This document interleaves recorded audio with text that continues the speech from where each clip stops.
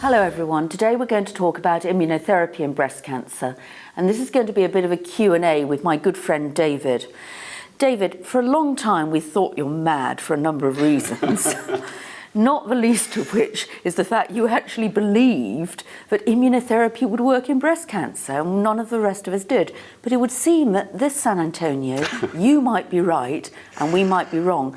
So could you just educate me a bit about immunotherapy and breast cancer? Okay, Alison, so you're absolutely right. We've been banging this drum for some years now, and I think it's fair to say that the trend for immunotherapy waxes and wanes over a 5 or 10 year period. And I was just reflecting on the fact that over 10 years ago I presented a very large phase 3, hugely negative study of immunotherapy in metastatic breast cancer. So I think we know from the melanoma world that there are big improvements in treatment of that disease through immunotherapy, and I think it's beginning to leak into the field of breast cancer now for logical reasons. And some of the presentations today, I think, on the second day of the meeting, I think underscore some very exciting looking data, but I think at the same time we have to ground ourselves and understand what some of the underlying mechanisms are. So perhaps you could just take us through this. So what I thought I'd do, just very briefly go over some of the immune mechanisms here. So in the top right there, we've got this thing called antibody-dependent cellular cytotoxicity. This is where an antibody comes into contact with a tumour cell, and the back of the antibody is bound by a natural killer cell, and one, we hope, kills the other. And what we'll see in the presentations from today are some data that suggests that if you can predict, you might be able to predict the utility of antibody therapy by the presence of infiltrating lymphocytes. That's certainly been one of the hypotheses. I think what has really developed in the last year or so is an understanding of the control of the immune response. So towards the left, you can see here a cartoon that describes the fact that tumour cells will be processed and will process and present antigen within a lymph node. And this is a way of the tumour cell releasing things which the immune system could conceivably recognise. And once they've recognized them, then those T cells activated could go to the tumour and hopefully kill the tumour that bears those epitopes. Now, one of the really important things to remember here is that the cancer is very good at evading the immune response. And one of the recurring themes here is this thing called MHC, major histocompatibility complex. This is how these antigens are presented to the immune system. And actually, cancer is quite good at dropping MHC expression, so you can't actually see these things. And when we think about some of the studies, we'll sort of allude to that on several levels. But the other thing, when we think about some of the practical and clinical therapeutic applications of this, is that we know now how the immune system is turned on, but also how it is turned off. And it's that subjugation of the immune response that I think looks really promising in therapeutic terms. This is the thing that we're talking about. So you can see here in this diagram, you've got the antigen being presented on MHC to the T cell receptor, allowing cell killing. And that's what we hope would happen when you're invoking an immune response. But those two little things at the bottom of that diagram, PD-1 and PD-L1, are an inhibitory mechanism. And you say, why do you want an inhibitory mechanism? Well, this is how we turn off the immune response. When we have a cold or a virus, then we have to be able to turn off the immune response. And clearly, if we can modulate that, we can augment the immune response, and we'll go on and talk about some of those presentations. Okay, David. I mean, there were several interesting themes that came through for a non-immunologist, and one was the concept of the importance of stromal infiltrating lymphocytes. I mean, we keep on getting pathology reports that tell us they're there, and we're very uninterested in them, but it seems that is perhaps not the case, and they might be predictive of response to various treatments? I think that's a very good point, and actually, I've shared with a few of the presenters already a study from Iris Hamlin from 1968 from the Royal Marsden, looking at exactly that, infiltration of lymphocytes and prognosis. And what you can see here is that I think Shireen Loy originally showed that tumour-infiltrating lymphocytes might be prognostic, and they particularly might be prognostic in triple-negative breast cancer. Now, obviously, triple-negative breast cancer is something that we're dealing with and struggling with in therapeutic terms. But maybe there's some importance here simply because in triple-negative breast cancer, you've got a much higher mutational load. So you're much more likely, I think, to get a relevant immune response. What Shireen also presented, though, which was quite interesting in the context of the FIN-HER study, so this was the adjuvant Herceptin study from Heike Juensu, was that if you'd got infiltrating lymphocytes or immune effector cells, maybe that was predicting benefit of trastuzumab. So as I showed you in that first diagram, it's the ability to conjugate the immune effector cell with the tumor cell. So that looked very promising from her study. But then, of course, what we heard at this meeting was Edith Perez's analysis of the pivotal adjuvant study, so the 9831 study, looking at the contribution of trastuzumab, Herceptin, in the adjuvant setting. And of course, we know the background data really well. But what Edith was trying to do here was to if you will, reproduce Shireen Loy's work and say, does a prominent infiltration of lymphocytes predict benefit of the treatment? So what they did, they got a subgroup of the patients from that study and were able to evaluate the amount of tumor-infiltrating lymphocytes. And she used a cut point, I think, of about 60% to define lymphocyte predominant and lymphocyte non-predominant types of tumor. And I think it's just worth pointing out that the disease characteristics and the outcome of that subgroup were similar to the study as a whole. I guess the really provocative point here was, so on the left here we've got Arm A, so this was chemotherapy alone. And this again would support Shireen Loy's suggestion that if you have a lot of lymphocytes in there, potentially augmenting immune responses to the cancer by our own immune system, that seems to be associated with a better prognosis. I think the interesting point was that perhaps in contradistinction to Shireen Loy's study, in those patients having trastuzumab with their chemotherapy, then the presence of a lymphocytic infiltrate didn't seem to make an enormous amount of difference. And if we look at that in a different way, by saying what is the effect of adjuvant trastuzumab in the lymphocyte predominant, the suggestion here, I mean, this is very tentative stuff, but the suggestion here is that actually it's making no difference really to the effect of Herceptin. And in fact, if anything, the point was made at the presentation, perhaps there's an even deleterious effect. And really what you're seeing with the trastuzumab is its effect in the non-lymphocyte predominant. I mean, might that be why some patients with HER2-positive disease do so badly on Herceptin unexpectedly? Well, I guess so. I mean, Nora Dissis was the discussant after this session, and she sort of put forward the suggestion that maybe what you were seeing here in the lymphocyte predominant was that you'd already got a very active immune response to the tumour, and therefore, was trastuzumab really going to make any difference at all? Or as you say, could it actually be somehow impeding a relevant immune response? So I think these are very provocative data. I don't think they're practice-changing data at all, because this is a very small subset of patients, exploratory analyses. But I think they're very thought-provoking for sure. So also, I mean, if you were able to increase the immune response, would that be another way of tackling it? Well, no, exactly. And I think that, Nora Dissis has been working on HER2-directed immunogens for a very, very long time now. So, if we just, summarise those data, then either by dichotomous cutoffs of TILs at that 60% point, or if you looked at TIL deciles, there was this association, as Shireen had said, with the other tumour types of a better prognosis with more infiltration, but not particularly seen in those patients treated with trastuzumab. So, this obviously needs as is pointed out here, corroborative data.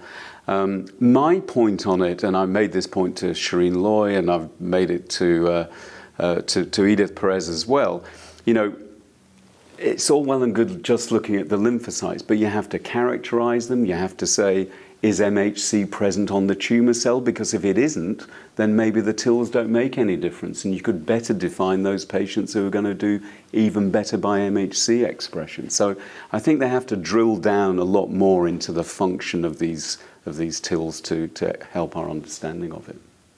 Okay, David, back to triple-negative breast cancer and neoadjuvant treatment and the significance of lymphocyte infiltration in residual tumour burden. So, as you can see, this was a study that was also presented. Again, that we know the background. We've already done the background. I guess the point here is also made that following primary chemotherapy, if you don't have a good lymphocyte infiltrate, then the outcome is poorer than one might hope for. I think what we have to begin to understand is why that is, what epitopes might be recognized, and what is actually modulating the immune response within tumor. And I think by understanding that, we can alter that and perhaps improve outcome. So this was really a presentation just looking at some mechanistic elements here and pointing out, coming back to this whole thing about major histocompatibility complex expression, that there are certainly alterations within tumors. So increased MEK activity seems to reduce the number of TILs, and that may be for several reasons, including the fact that we know that MEK activation actually reduces MHC expression. So the converse is, if we could inhibit that and increase MHC expression, then you're increasing the recognition of your T cells to potential tumor antigens. So that's what this group has certainly illustrated. And I think it also reminds us that as well as modulating MEK, which could be an interesting way forward, we've known for a very, very long time that things like interferon gamma, for example, can upregulate MHC and therefore improve antigen recognition within tumor. And then, as I alluded to just in those first introductory slides, we've got these other mechanisms now that we can use. So PD-L1, this sort of natural inhibitor of our immune response, the mechanism by which we stop having immune reactions to our own tissues is through PD-L1 and other ligands. And if we can modulate that within tumor, as well as upregulating MHC, then this looks like a really, really good way forward. So this group certainly showed here, you see, some of the combination of not just MEK inhibition helping control tumor, but actually the combination of MEK inhibition and anti-PD-L1. So here we are taking the brakes off tumor immunity, upregulating MHC and really augmenting the immune response and getting some really interesting looking data there. Obviously in preclinical models, and we've cured a lot of mice, we know that, but this I think is a potentially very relevant way forward. So I think we've drawn those conclusions that maybe a combination of PD-L1 and MEK inhibition is a good way forward. I'm waiting for somebody at this meeting, as well as giving thanks to the patients, to give thanks to the mice. Absolutely. I think we should do. We've cured so many. I mean, that's provocative and obviously leads to a tranche of clinical trials. Yeah, exactly. I'm going to pronounce the unpronounceable drug for you. Give it a shot. Pembrolizumab. Tell me about pembrolizumab. Where do they get these names from? Okay, so we'll just call it anti-PD-1. I think that would be an easier thing to do. This is, if you will, a more selective way of taking the brakes off the immune response than something that the melanoma doctors have been using for a while. So they've used ipilimumab, which I can actually pronounce, which is anti-CTLA-4. Now that is a much looser taking the brake off the immune system, and we know that patients have quite a lot of specific toxicities with that. PD-L1 and PD-1 is the receptor is much more focally expressed and is probably way better tolerated in terms of therapy. So this was a really interesting study. Now, just to remind ourselves from that diagram, what we're doing is binding PD-1, and that is stopping PD-L1 binding to it and turning off the immune response. So we're occupying that receptor and stopping that binding that turns the immune response down. Now, been very successful. As you say, this unpronounceable drug has actually now been recognized by the FDA for lung cancer, which is pretty amazing. And I think there's clearly a lot of interest in breast cancer. And this was a study looking at triple-negative disease. And again, there are data out there, as I've already alluded to, in melanoma and breast cancer that say if you've got a high mutational load, those are the tumours which are likely to benefit from immunomodulation. And of course, triple negatives, we all know from those circus plots, those are the tumours that have a high mutational load.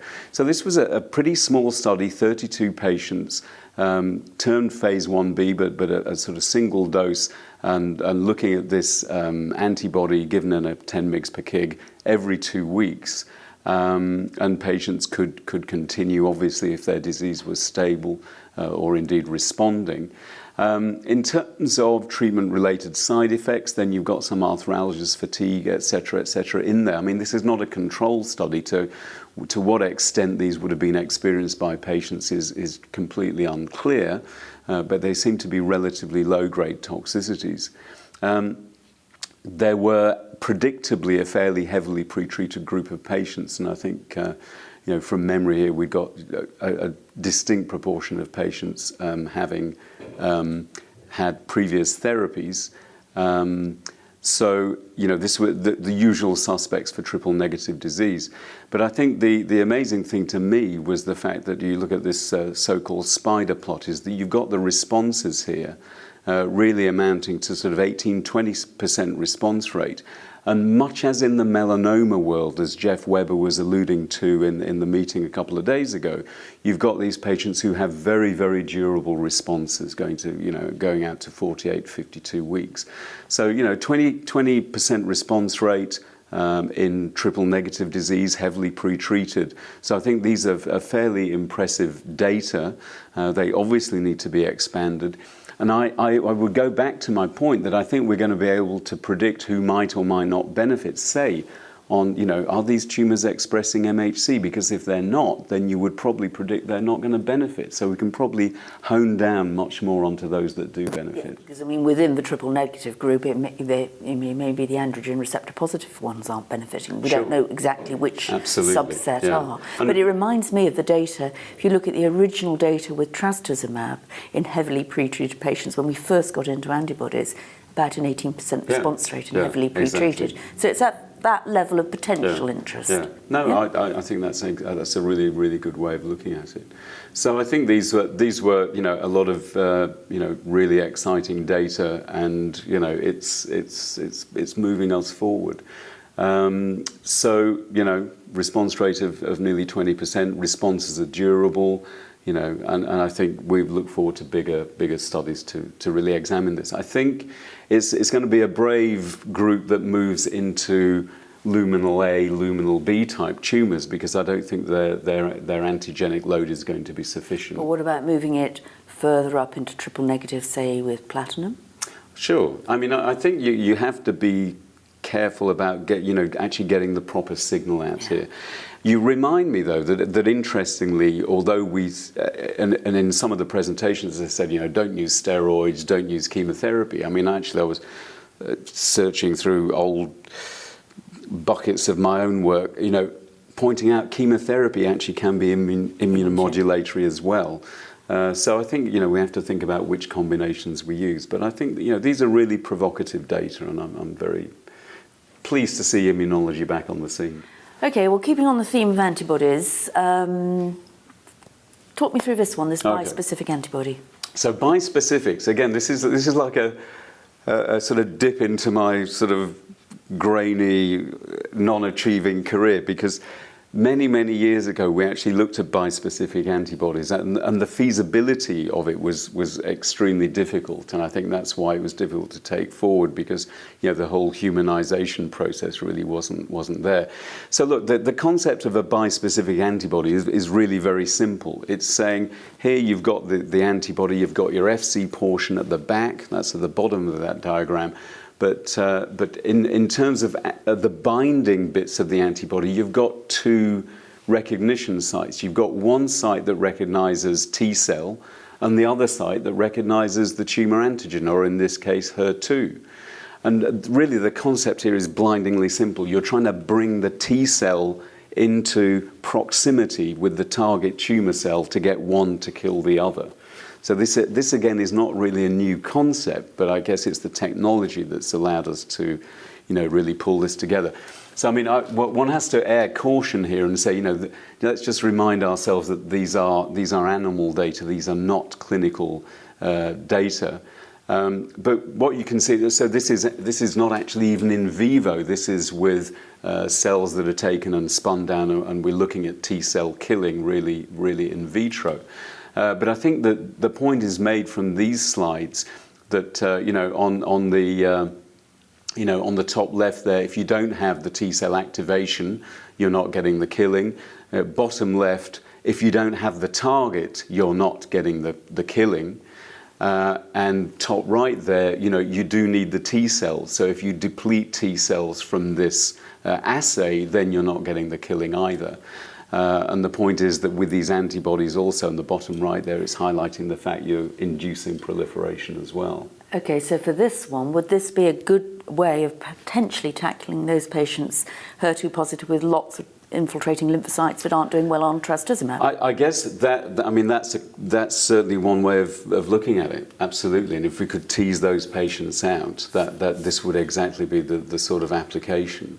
So I see what they saw here, and the point was made, predictably, we've got very good HER2 targeted therapies at the moment with, Herceptin, pertuzumab, and TDM1. But what this plot shows really is that if you look at that top curve there, you can see that this is an induced, a cell line with induced resistance to TDM1.